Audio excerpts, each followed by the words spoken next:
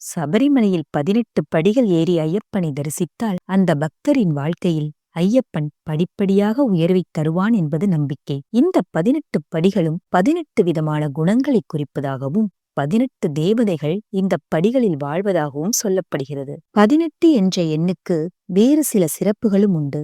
மொழிகள் 18, ராகங்கள் 18, சித்தர்கள் 18 பேர், கீதையின் அத்தியாயம் 18, மகாபாரத யுத்தம் நடந்தது 18 நாட்கள். இப்படி 18 என்ற எண்ணிற்கு பல சிறப்புகள் உள்ளன. இந்த 18 படிகளையும் ஐயன் தன்னுடைய கையில் வைத்திருந்த 18 கருவிகளை வைத்து படிகளாக உருவாக்கியதாக கூறப்படுகிறது. அந்த கருவிகள் வில், வாள், வேல், கதை, அங்குசம், பரசு, பிந்திப்பாவம், பரிசை, குந்தகம், ஈட்டி, கைவாள், சுக்குமாந்தடி, கடுத்துவை, பாசம், சக்கரம், ஹலம், மலு, முசல ஆகிய 18 போர்க்கருவிகளாகும்.